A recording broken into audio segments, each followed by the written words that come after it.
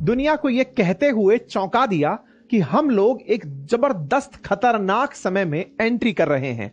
दुनिया अगर ऐसे ही ट्रेड वॉर करती रही तो हो सकता है कि छोटे देशों के लिए बहुत बड़ी मुसीबतें तैयार हो जाएंगी। ऐसे में दो बड़े सवाल निकल कर आए कि लॉरेंस वोंग होते कौन हैं, इनकी बात सुनेगा कौन, क्या है सिंगापुर, ऐसा भी इनके पास क्या है जिनकी बात को इतनी सिंसियरिटी दी जा रही है कि भारत जैसे देश में हेडलाइन बने हुए हैं। धीरे धीरे दुनिया भर के अखबारों की सुर्खी बनते लॉरेंस वोंग ने लोगों को सोचने पर मजबूर किया कि यार सिंगापुर कह रहा है तो सुन ही लिया जाए।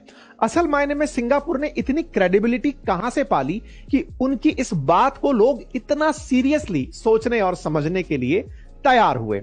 अगर आर्थिक दृष्टि से बात करें तो भारत जहां आज लगभग $4.25 ट्रिलियन की इकोनॉमी बनकर 150 करोड़ लोगों का भरण पोषण कर रहा है, वहीं सिंगापुर $500 बिलियन की इकोनॉमी है। यह सुनने में आपको ऐसा लगेगा इतना सा है, लेकिन आगे सुनिए। $500 बिलियन की इकोनॉमी वाला सिंगापुर अपने पास मात्र 60 लाख की आबादी रखता है। पर कैपिटा के हिसाब से बात करें तो लगभग $94,000 पर कैपिटा इनकम। अब यह कितना होता है, यह समझिए कि दुनिया के अंदर टॉप 4 देशों में इसका नाम हमेशा बना रहता है।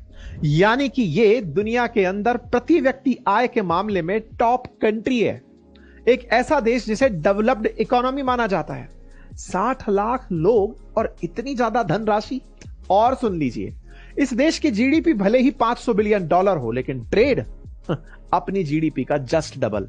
यानी $500 बिलियन की जीडीपी वाला देश, यानी जो खुद गुड्स एंड सर्विसेज अपने क्षेत्र में पैदा बहुत कम करता हो, लेकिन व्यापार के मामले में इधर से माल खरीदा, इधर को माल बेचा, ट्रेड करने के मामले में जीडीपी का जस्ट डबल, लगभग $950 बिलियन का इंपोर्ट प्लस एक्सपोर्ट करता है।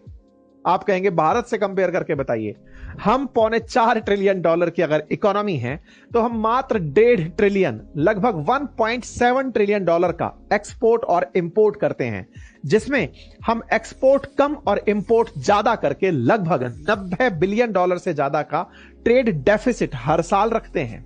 वहीं दूसरी ओर अगर सिंगापुर की बात की जाए तो ये ओवरऑल ट्रेड बेनिफिट में भी रहता है। तो ये इसने सामान मंगा के और बेचने का जो कला पाई, ये कैसे पाई? तो इसके लिए आपको एक बार इसको गूगल मैप पर जूम करके देखना होगा।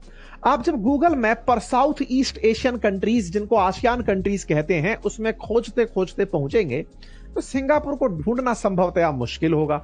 मुश्किल हो भी क्यों ना, दिल्ली से आधा एरिया जो है।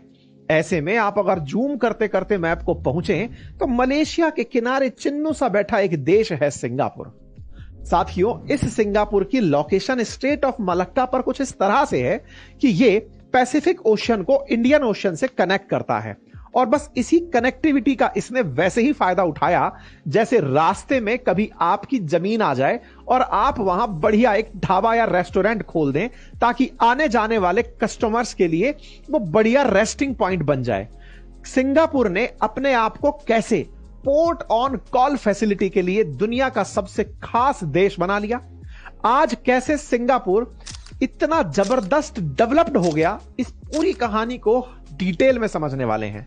लेकिन इस पूरी कहानी में आगे बढ़े उससे पहले एक और खासियत जान लीजिए। आज से 65 साल पहले कहते हैं कि सिंगापुर में झुग्गी झोंपड़ियां हुआ करती थी। आइलैंड्स पर लोग यूं ही नशे में, ओपियम के नशे में, अफीम गांजे के नशे में पड़े रहा करते थे। उन्हें देखकर कोई यह मान ही नहीं सकता था कि सिंगापुर एक दिन इतनी बड़ी इकोनॉमी बन जाएगा। आज जहां सिंगापुर में आपको गगनचुंबी इमारतें दिखाई देती हैं, वहीं ग्रीन एनर्जी के साथ साथ क्लीन सिटी का खिताब आप उसे प्राप्त होते देखते हैं। आज बहुत से दुनिया के देश सिंगापुर जैसा अपना शहर बनाने की कल्पना करते हैं। सिंगापुर जहां पर दुनिया भर के ऑफिसेज खुले हुए हैं, ट्रेड के मामले में हो या फिर टैक्सेशन के मामले में हो, कम से कम पाबंदी रखने वाला यह देश अचानक इतना कैसे परिवर्तित हुआ, यह अपने आप में एक केस स्टडी है। आज के सेशन में हम इसी केस स्टडी को डिकोड करेंगे, लेकिन इससे पहले एक हिंट जान लीजिए, और वो ये है कि यह संभव है किसी एक व्यक्ति के विजन से। जी हां साथियों, सिंगापुर को कभी एक ऐसा नेता मिला जिसने सिंगापुर को झुग्गी से, बस्ती से हाईटेक सिटी में कन्वर्ट कर दिया। साथियों, इस झुग्गी से हाईटेक सिटी के सफर को कवर करने वाले इस नेता का भी आज के सेशन में जिक्र होगा। समझेंगे कि कैसे इन्होंने अपने आप को इतनी बड़ी यानी कि टॉप 20 में आने वाली जीडीपी बना लिया। तो चलिए शुरू करते हैं। वीडियो शुरू करने से पहले मैं आपको बताना चाहता हूं कि सिंगापुर ने बहुस्तरीय दृष्टिकोण के माध्यम से अपने देश को डिजिटल बनाया। इसमें स्मार्ट नेशन